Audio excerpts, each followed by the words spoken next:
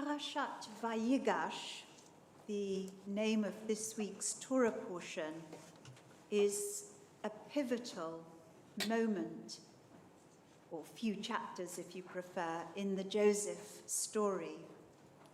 Over the past few weeks, we've been reading how Joseph, as a young teenager, is a great dreamer, how he's sold into slavery by his brothers, is elevated to high office in Egypt after a spell in prison, and placed in charge of the collection and disbursement of grain, which he sells during the years of famine.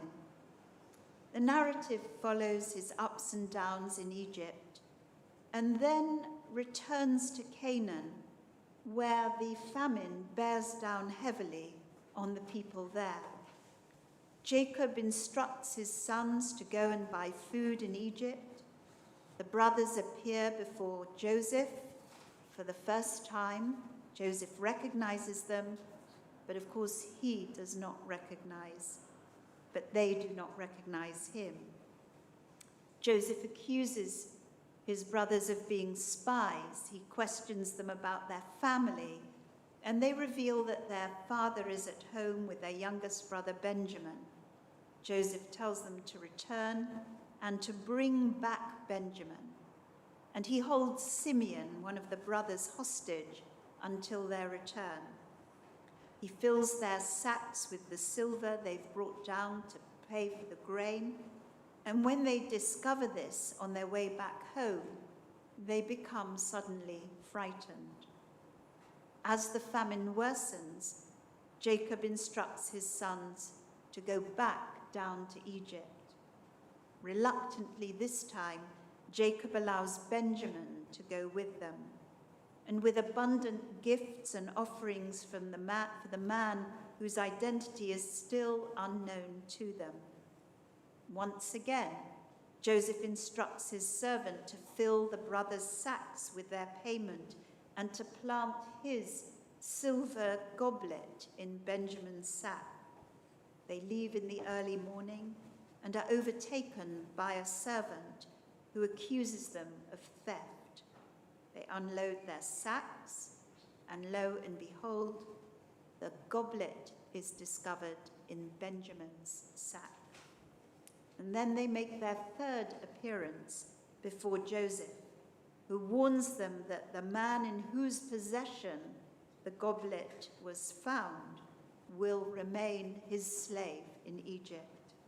As for the rest of you, he announces, Alu Shalom el avichem. Go up in peace to your father, square brackets, but without his next favorite son, Benjamin. It is these words by Joseph, go up in peace to your father, that brings us to the beginning of this week's parashah and Judah's passionate plea to Joseph, the longest speech made by anyone in the Torah. Please listen to your servant, he says, as he draws near to Joseph. And he rehearses the conversations that the brothers had with Joseph previously. You asked us, he says, whether we had a father or brother, and we replied, yes, we have an aged father and a young brother whose full brother is dead. And our father loves this boy. You asked us to bring him down to you, and we explained that he cannot leave his father because it would cause our father's death. Then you told us that if our youngest brother doesn't come down with you, we'd never see your face again. And so when we returned to our father and the famine became unbearable, we told our father that we could only return if our youngest brother is with us. If, says Judah, I do not return back to my father with the boy, our father will die, and I, who made myself responsible for the lad, will stand guilty before my father for all time. And in this way, Judah pleads with Joseph to allow him, Judah, to remain as a slave in place of Benjamin. What is it precisely at that very point, at the very end of Judah's speech, that breaks Joseph's mask so that he ceases his deception and the games that he's playing with his brothers and finally makes himself known to his brothers? Why does it take 3 visits from the brothers, the information that his father is still alive, the appearance of Benjamin, the despair of Judah, before he breaks down in front of them? Vayigash elav Yehuda. Then Judah went up to him. Judah drew near to Joseph. Judah approached him. Many commentators pay attention to the opening words of the parashah that preface Judah's speech, seeing Judah's coming close as a challenge, a tension that will continue throughout history until Messianic times. And they ask, what is the nature of this movement of intimacy, of getting close, Judah getting close to Joseph? Classical commentators see it in 3 different ways: as an act of belligerence, of war, as an act of appeasement, or as an act of prayer. In the formality of the expression, Judah's speech is a desperate plea. He refers to himself and to Joseph in the 3rd person. My Lord asked his servants, do you have a brother or a father? One way of hearing this speech is as a speech of courtesy. There's a patient repetition of the events that have taken place until now. He's careful with his words. Again and again he refers to his father, not just once, not just twice, not just 3 times, but 12 times in the space of this one speech, perhaps a hidden reference to Jacob's fathering of 12 sons. It's a speech that, if it doesn't awaken sentiment in Joseph, certainly arouses pity in our ears, in the ears of the listener, the reader. Rachel's death is recalled, Joseph's disappearance, Torah, ripped to shreds. He fears for his father's death, and Judah is willing to sacrifice himself in place of Benjamin. It's a plea from a man who himself is close to breaking. So how can the commentators see Judah's speech as an act of war? Some midrashim speak about Judah being in a paroxysm of rage, swollen with anger, reproachful and menacing. When Judah's anger swelled, says one midrash, 2 hairs would go out of his heart and tear through his garments. And it continues, this is like 2 athletes who were held in a tense struggle. When one was about to be defeated, he said, now he will defeat me and I shall be shamed in front of everyone. What did he do? He kissed his rival's hand, and the stronger athlete's anger abated. So when Joseph felt Judah's anger, he was afraid lest he should be shamed in front of the Egyptians. Immediately he said to his brothers, I am Joseph your brother, and they could not answer him. In this rather extraordinary commentary, Judah is seen somewhat unexpectedly as the aggressor, rather than the voice of appeasement or prayer. He is not speaking to evoke empathy or awaken Joseph's moral conscience, but to exert power, to force him to exonerate the crime the brothers did not commit, the crime of stealing Joseph's goblet. Except, of course, they did commit a crime.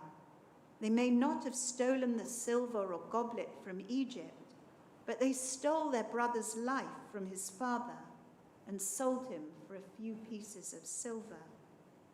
We see in this slow, deliberate, and gradual movement towards reconciliation, the acknowledgement of the true crime that they committed 17 years earlier.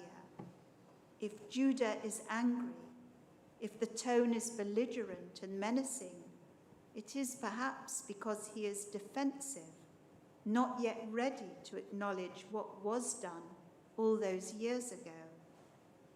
Or is the anger directed at himself?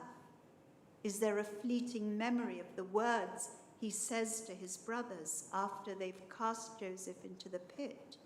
How will it profit us if we kill our brother and cover up his blood? Let us rather sell him to the Ishmaelites, then our hand will not be on him. After all, he is our brother, our own flesh. And his brothers heeded him.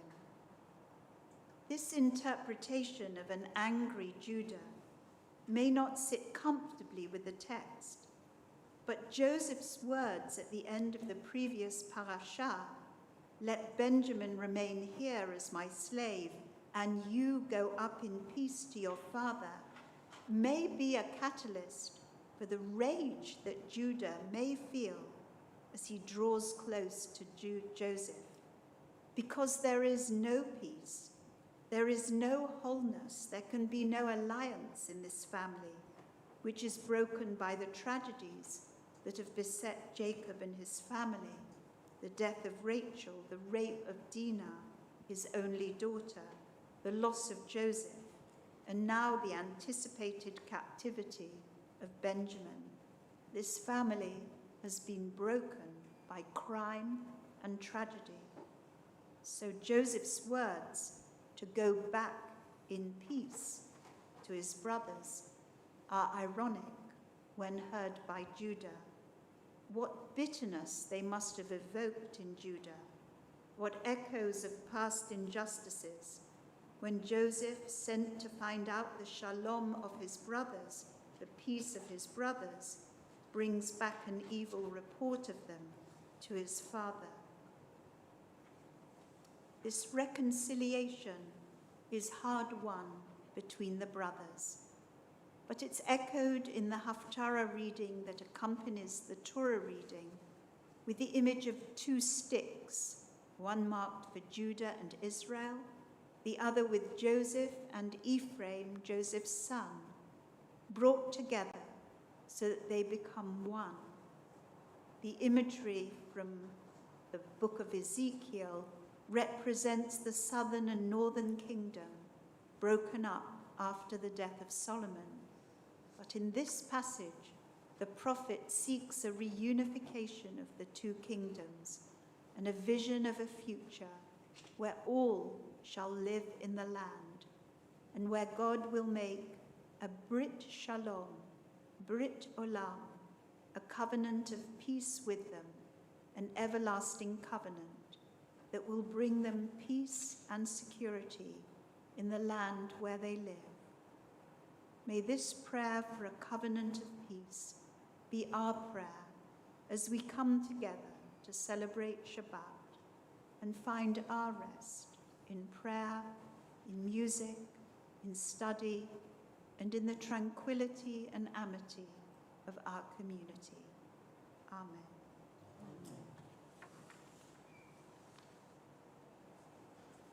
We continue on page 520.